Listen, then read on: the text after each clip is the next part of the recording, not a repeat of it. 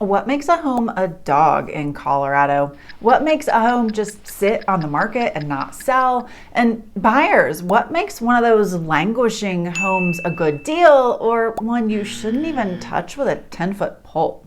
Hey everybody, it's Alyson with Live South Denver, your real estate strategist and realtor for the South Denver area.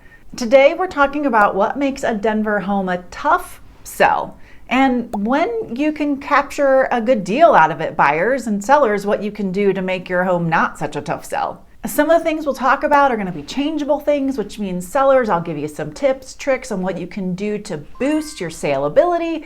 Buyers, if it's changeable, that means you're going to see the opportunity to swoop in and get a really good deal. Now, for the things that aren't changeable, that means watch out. This home is going to be a tough one to resell again, buyer, if you go in and snatch up this property. Now, let's get out of the way the first thing. Every single piece of real estate will sell at the right price. I could not care where it's located, what condition it's in. Everything will sell if it's priced right. First on my list for what makes a home linger on the market in Colorado, smell. This is probably true everywhere, right? I wish I had smell-o-vision for you. You're probably thankful that I don't have smell-o-vision. Some of the houses that I have smelled. So when I'm working with clients who are out-of-town buyers who are trusting me to buy their home essentially on their behalf, we're touring via FaceTime, touring via video. They're never going to see this home until they have put all their money down, signed the papers, and then come. Sometimes they even just tell me off of the photos, I want this house.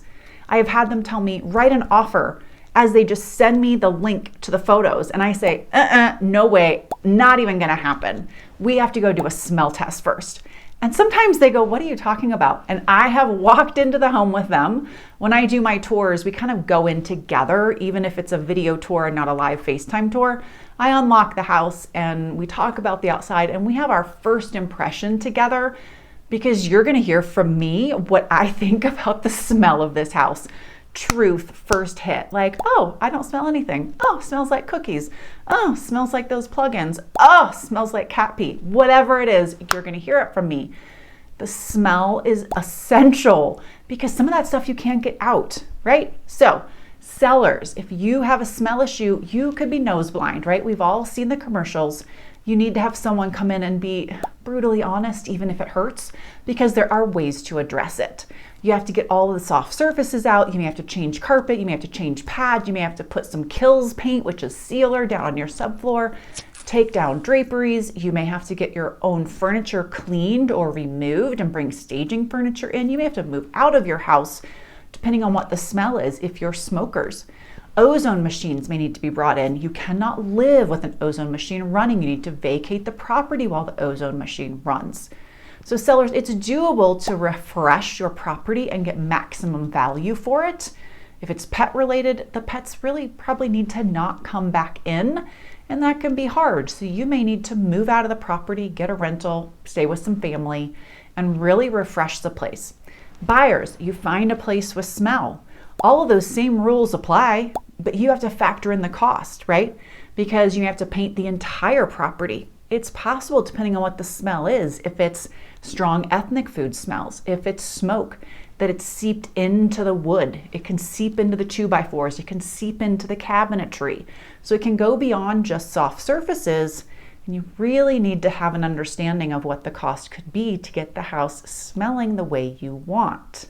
This is why when I walk into a house and I notice smells, I'm pretty hardcore about them because not every smell is easy to get out. People might think, the smell's no big deal, it'll go away. Well, yeah, if it's just dog smell on carpet, not worried about it. Other smells can be really intense and cost a lot of money to mitigate. All right, next up is tough layouts. Now, we don't get a lot of homes with tough layouts in Douglas County specifically, but Douglas County doesn't encompass all of South Denver. We've got Arapahoe County, we've got some of Jefferson County, and there are some older homes dotted in and around there. And yes, we do get some tough layouts. We get some older homes, a little funkiness going on, sometimes an add-on.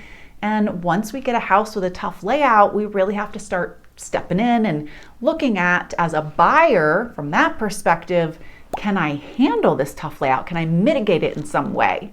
Sellers, if you feel like your home has a funky layout, here are the things you do first. You do heavy decluttering.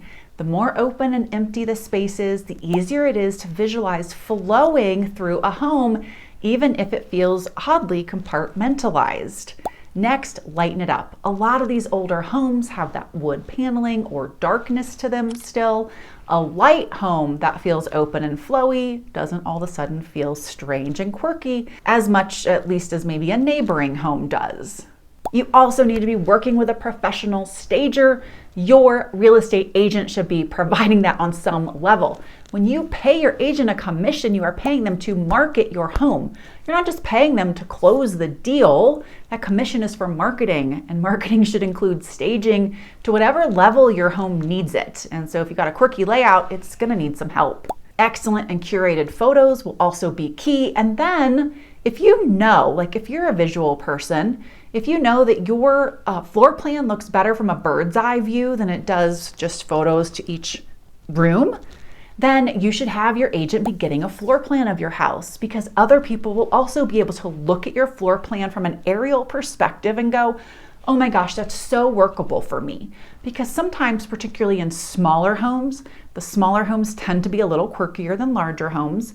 It's very hard to convey the space and the flow of a home when you have these smaller rooms. The photographers just can't really do it as well as they can in something that's 5,000 square feet, 6,000 square feet, or 2 stories. And so a floor plan can really do wonders. Buyers in a slower market, it's not a problem to take your time and digest a well laid out home versus a quirky home. But in a fast-paced market, or times where we feel like there's not enough inventory, it can be easy to jump on something and think, I can work on it. I can knock out that wall. I can do X, Y, Z. Really take your time on something with a quirky layout, because moving a wall may not always be that easy. Older homes don't have the same construction technology that we do today. In a newer home, you can wipe out virtually every wall inside the house and the roof is still going to be there the way they build them. That's not the case in older homes. You have a lot of structure and support built in inside the home and from walls and where the pipes are, and it can cost you a lot of money. So we have to take some time and understand if it's possible to even open up that layout the way you want without really making the house a money pit. Number 3 on my list will not surprise you, but we're going to dig into the details of each one. Location. Location can kill the sale of a home. If the house is next to a main road, oh my goodness, that really challenges the pace of the sale. Being close to the train tracks. We do have train tracks that run through the Denver metro area. So yes, train tracks are something to consider. Proximity to pot shops, yes. Not so common in Douglas County, but elsewhere. I had a client ask me to take them to see a little ADU. Someone was selling the ADU separate from the main house and they wanted to look at buying it. Now this was more in Denver proper. Oh my gosh, guys, it was right next to a pot shop and you could not escape the smell. Everything about this place, it was closer to a main road, closer to a pot shop. We got up to the location and I just looked at my client and said, I will not write the contract on this because you deserve better and we could never resell it. The thing is still sitting on the market. We left. But no, you don't want to be near one of those either. Proximity to power lines. I talk about this in nearly all of my videos, not because I personally have a vendetta against power lines, but it really does reduce the buyer pool. You have to have something that strongly outweighs, like an epic view, for you to get enough buyer pool to make selling your home near power lines easy. Backing to commercial space is another no-no. There is a luxury community in Lone Tree that has homes that back up to the edge of kind of the Park Meadows shopping area. Oh my gosh, those homes have the hardest time selling. And then having a retaining wall that's very large or a large berm in your backyard. So I just walked some clients through this. It's very common, regular thing for us to talk about the backyard, but they wanted to buy an incredibly popular new construction floor plan in Castle Rock. The builder had a berm that was as tall as the home. It was a 2-story berm. We just called it a wall of grass. That was the name for it. This thing was massive. And it really brought down the light. I mean, just squelched down the light in the home. This home was so dark. And I had to keep conveying to the client, I love this floor plan. I love this cul-de-sac. I like everything about it. but you continue to ask me how the ROI is going to be because you might get called away for work in a relocation, and I don't feel good about it for you because of this 2-story wall of grass behind your home. So we pulled comps, we looked at all the details, and we made an offer that felt reasonable. The builder flat out rejected it. They still haven't sold that lot. They have continued to drop the price. We went elsewhere into a neighboring neighborhood and got them wide open views, straight on views to the mountains for less. Yes, it's a little bit smaller floor plan, but it fits all of their needs. Walkout basement. We got financing incentives, and they love what they have, and that house will sell in a heartbeat because of the open space and the mountain views. So having a berm, a large berm that blocks your views, or a very large retaining wall in the backyard, not great for resale. Sellers, many of you already know this. If you have tried, or if you bought a home on resale that had that and you saw how many days it sat on the market, it is not great. The builders will try to sell it to you as privacy. Yes, it is, but not strong for resale. Sellers, there is not much that can be done to mitigate location, right? That's why in real estate we use those 3 key words: location, location, location. We do often see buyers and sellers both that if a house is closer to, say, a main road, we'll see beautiful outdoor water fountains that help mitigate that in summertime. A lot of people aren't outside in the winter, and so we shut those fountains off. It doesn't really matter much. But outside of that and putting up trees for privacy, if you back up to commercial space, which still doesn't help a lot, people worry more about security than they do the view. There is just not a lot that gets done about location, so choose wisely. All right, what else here in the Denver market plays a part in a home sitting on the market or moving quickly? Basements are a big one. So I came from Florida. We clearly had no basements. When your water table, you could nearly dig there with a sand shovel and a little bucket. It was new to me when I came here multiple decades ago to see these homes with basements. I love them. And that's the case for a lot of people who come from somewhere without a basement. All of this extra space feels amazing. Now, sellers, if you do not have a home with a well laid out basement, it can kill the deal. And you're thinking, what are you talking about? The basement's just extra space. No. The fascination with basements, the usefulness of basements is a big deal to so many buyers. I mean, here's a home that sat on the market for nearly a year just because it didn't have a basement. There's nothing else that's horribly wrong with this house, but it didn't have a basement, so it was clearly overpriced for what it needed to be because of it. Sat on the market for nearly a year. For buyers, a basement is typically one of 2 things. It's either a fun space that's meant for making memories, having some time with family, watching movies, playing games. It's where the teens will hang out. So there's this emotional connection, emotional vision to what the basement will be, or it's a particularly necessary space. They need the 5th bedroom. They need the bathroom down there. The in-laws are going to come, or they plan on having lots of friends and family that are going to be hosted there. So there is an intentional need, and it still is tied to family. So when buyers walk through your house, the first place they go obviously is the main floor. They're walking through to see the kitchen. They're looking at the living room. They'd love to see a vaulted ceiling and loads of light and nice windows. They usually go upstairs next. Basement is typically last. Depends on how excited the man of the house is and how he plans to use the basement.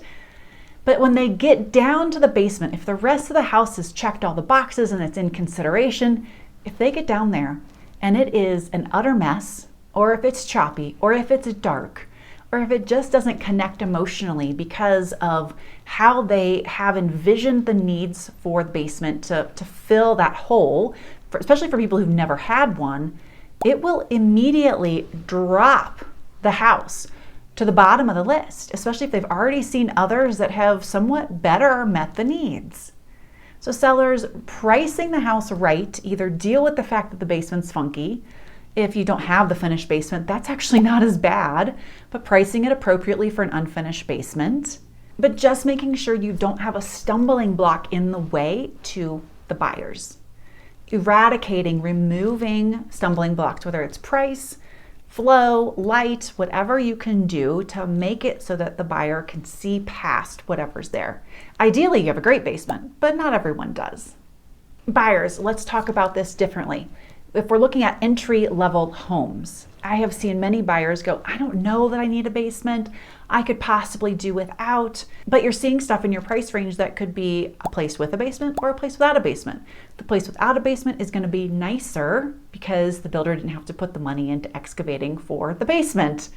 The place without might be a little older, could be a little smaller, something different. You will get more ROI long-term out of the place with the basement, nearly 100% of the time. I won't make a blanket statement because there are builders building places without basements right now, but almost always you will get more out of the place with the basement. More out of a townhome with a basement, more out of a single family, more out of a duplex, whatever it is. Because that basement gives storage, that basement gives an option for a workout room, that basement gives an option for a crash pad for an extra person that might show up. Whatever it is, it's extra, it's bonus, it's just that little icing on the cake. And so even if you don't need it, when you go to resell it, someone else might. And almost always that space is going to sell for more and appreciate over time more than the place without the basement. That's all relative to location and where you are, but I always recommend going for a place with a basement. Now, to regroup to the stories about basements that don't look so good, but you like the house, that's a tough one. I have had buyers want to make an offer on a house, but factor in redoing the basement, and it doesn't usually go over so well. Sellers have a hard time devaluing their basement when it has to maybe be taken apart, undone, and then redone. Only one time have I had a seller come back to a buyer and say, all right, we understand, we're now floundering on the market. The basement is the issue. We will drop the price if you'll make us an offer. By then, my buyer had moved on. So buyers, it's easier to find a basement you like or an unfinished basement. Sellers, it's easier to price your house right and be realistic about what your basement looks like. Next up, would you believe garages can make and break the deal? Now, I'm not talking about needing a 6-car garage because you are a car lover. Yes, I have had the fun of finding a 6-car garage home because we like our toys. Those are special circumstances. This isn't even about a 4-car garage home. This is about garage size, garage layout. Older homes are going to have smaller garages. That means new trucks, new F-150s, new Broncos, larger vehicles may not even fit inside that garage, which that's common around all of those homes. So if that's your price point, you're going to see that your neighbors park their large vehicles outside and you are going to need to also. That doesn't affect your value on that home. It doesn't affect your resale value on that home. It does just affect your buyer pool, because buyers in that price range might be willing to go get a new home a little farther out of town if they want to protect their car. If you have a 2-car garage in a 3-car neighborhood, meaning yours is an outlier, most of your neighbors, most of your neighborhood offers 3-car garages, but you only have a 2, and very few of your neighbors have a 2, you really need to price accordingly. Because it means that the majority of those homes, if you're looking at comps in that neighborhood, are priced with a 3-car garage. For the most part, an appraiser is going to give $15,000 to $25,000 for a 3rd bay. And home buyers, if they're looking in that price point, are going to expect 3-car garages, if that's what's common in your area. And if you, Mr. and Mrs. Seller, don't have that 3rd bay, you need to really adjust your selling price. Even if your home is spectacular on the inside, you're going to need to make an adjustment. And that can feel a little frustrating because you may have a neighbor with a 3rd bay whose house overall isn't as nice, but you could lose a buyer over it. Because the parking, the extra space, the storage, the stuff for kids' toys, the stuff for kayaks, the stuff for putting trash cans inside instead of behind the gate, whatever it is, can be very meaningful. Because of our terrain here, we can sometimes have 5 steps to get into the home from the garage, sometimes more. We've seen almost like a split level entry to get into the garages. Well, those steps can take up part of a parking space, which means if you have some good sized vehicles, you may not be able to use one of those. So we're always looking in our garages when we go to purchase our homes.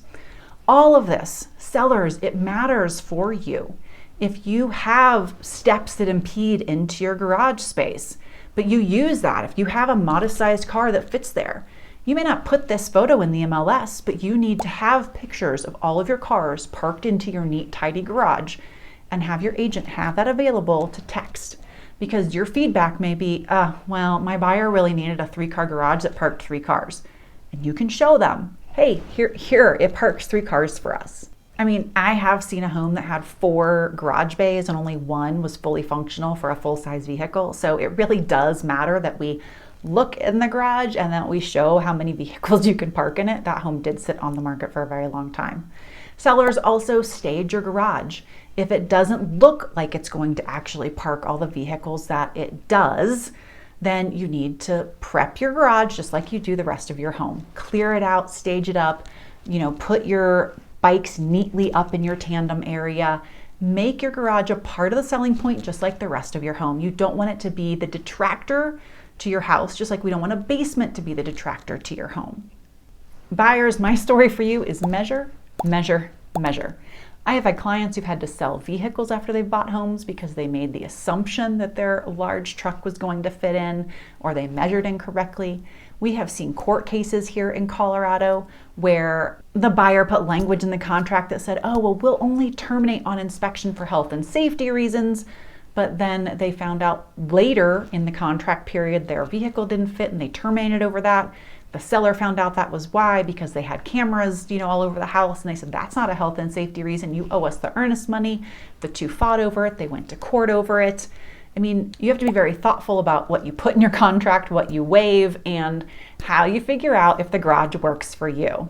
Okay, let's move on to one that I bet surprises no one, and that is a lack of light.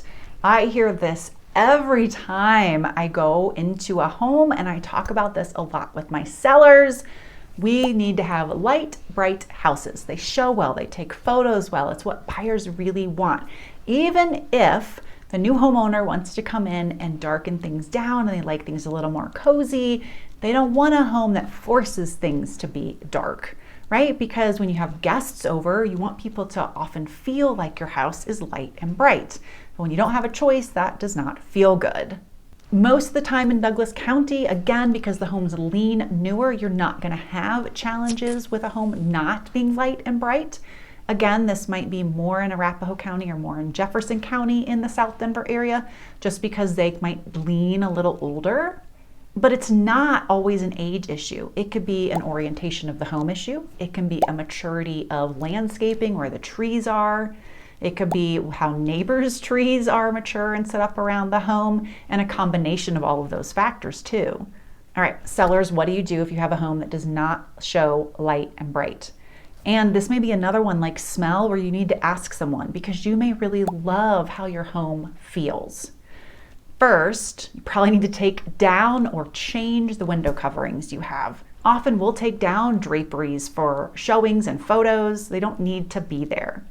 Trimming back the landscaping. Mature homes often have those old junipers that have grown up, large bushes along the front, sometimes along the back too.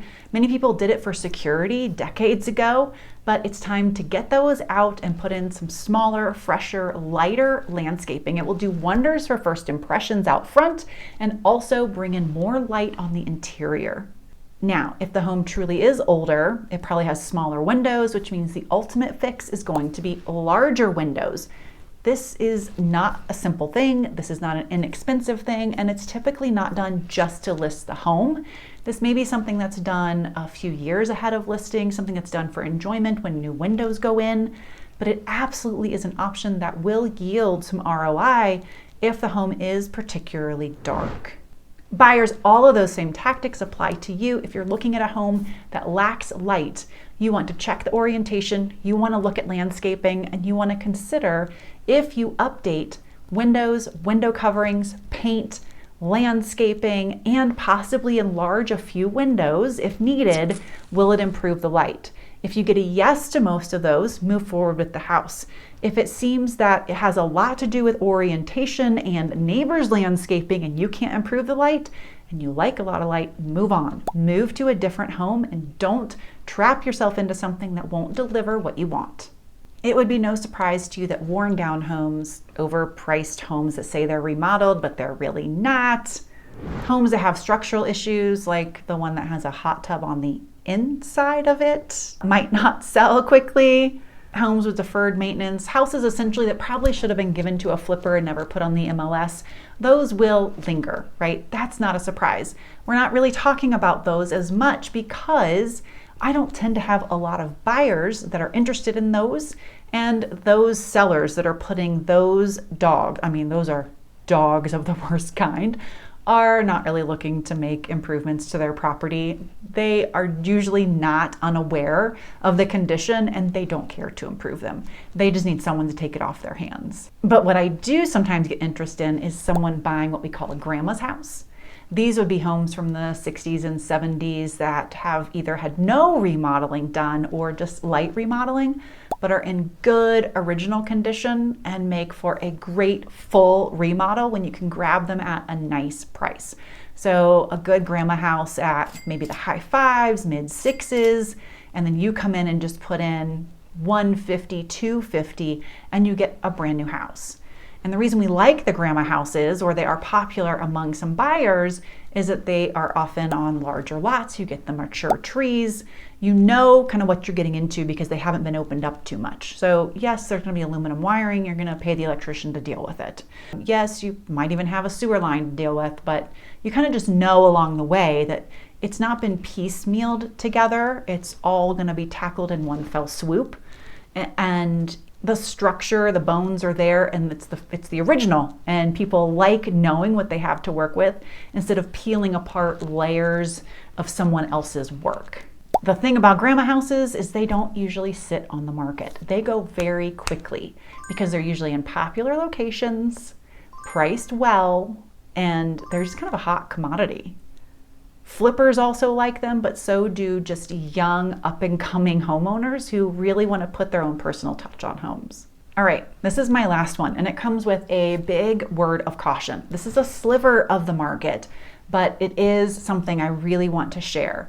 If you're seeing a home that you're like, that one looks okay, but it's been on the market for a year, been on the market for a year and a half, been on the market for 9 months.